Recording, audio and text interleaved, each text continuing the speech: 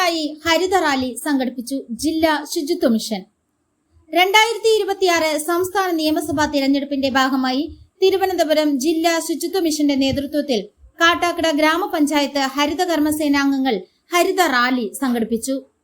Kattakada Christian കോളേജിന്റെ സമീപത്തു നിന്നും ആരംഭിച്ച rally Kattakkada KSRTC bus stand അങ്കണത്തിൽ സമാപിച്ചു. റാലി സിനിമാ സീരിയൽ അഭിനേതാവും ഡബ്ബിംഗ് ആർട്ടിസ്റ്റും മാധ്യമ പ്രവർത്തകനുമായ DD രാഗേഷ് രാജ ഉദ്ഘാടനം ചെയ്തു. പരിസ്ഥിതി സംരക്ഷകരായ മാലാഖമാരാണ് ഹരിതകർമ്മ സേനാംഗങ്ങൾ. അവരുടെ പ്രവർത്തനങ്ങൾക്ക് പൊതുസമൂഹം കൂടെ കൈകോർക്കേണ്ടത് ഈ കാലഘട്ടത്തിൽ അനിവാര്യമാണെന്നും തെരഞ്ഞെടുപ്പ് പ്രചാരണങ്ങളും വോട്ടെടുപ്പ് ദിവസം ഉൾപ്പെടെ പ്രകൃതിയെ നോവിക്കാത്ത വസ്തുക്കൾ ഉപയോഗിച്ചാകണം പ്രചാരണങ്ങൾ നടത്തേണ്ടതെന്നും രാഗേഷ് രാജ പറഞ്ഞു. കൊടും ചൂടിലും ശുചിത്വ മിഷൻ നേതൃത്വത്തിൽ നടത്തിയ റാലിയും പ്രവർത്തനങ്ങളും ശ്ലാഘനീയമാണ്. ഇവർക്കൊരു ബിഗ് സല്യൂട്ട് നൽകണമെന്നും അദ്ദേഹം പറഞ്ഞു. ചെറുതും വലുതുമായ എല്ലാ പ്രചരണ പ്രവർത്തനങ്ങളും പ്രകൃതി സൗഹാർദ്ദ വസ്തുക്കൾ മാത്രം ഉപയോഗിച്ചുകൊണ്ട് പൂർണ്ണമായും ഹരിതചട്ടം പാലിക്കുക, ലീഡ് വിത്ത് ഗ്രീൻ, വിൻ വിത്ത് ക്ലീൻ എന്ന സന്ദേശമാണ് ഹരിത കർമ്മസേന ഉയർത്തുന്നത്. ഉദ്ഘാടന ചടങ്ങിന് ശേഷം വിവിധ കലാപരിപാടികൾ ഉണ്ടായിരുന്നു. കാട്ടാക്കട ഗ്രാമപഞ്ചായത്ത് ഹെൽത്ത് ഇൻസ്പെക്ടർ അനുജ, ശുചിത്വ മിഷൻ റിസർച്ച് പേഴ്സൺമാരായ ലത, ചിന്നമ്മ തുടങ്ങിയ ഉദ്യോഗസ്ഥർ, ഹരിത കർമ്മസേനാംഗങ്ങൾ തുടങ്ങിയവർ പങ്കെടുത്തു.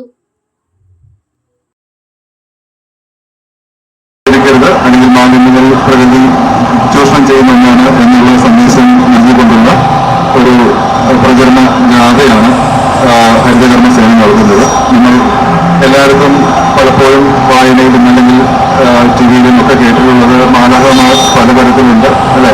പക്ഷേ ഹരിതകർമ്മസേന മാലാഖമാർ എന്ന ഒരു ബോർഡോടെ എത്തിക്കുന്ന ഇത് അക്ഷരാർത്ഥത്തിൽ മാലാഖമാർ തന്നെയാണ്. കാര്യം നമ്മുടെ പ്രകൃതിയെ ചൂഷണം ചെയ്യുന്ന വസ്തുക്കളൊക്കെ തന്നെയും നീക്കം ചെയ്യാൻ എല്ലായിടത്തും ഇന്ന് സർവ്വസാധാരണമായി നമ്മുടെ വീടുകളിലും സ്ഥാപനങ്ങളിലും ഒക്കെ എത്തുന്നവരാണ് നമ്മുടെ ഹരിതകർമ്മ സേനാംഗങ്ങൾ. അതിൽ പ്രായഭേദമില്ലാതെ നമ്മുടെ അമ്മമാർ ഉൾപ്പെടെയുള്ള ആളുകൾ ഇതിനകത്തുണ്ട്.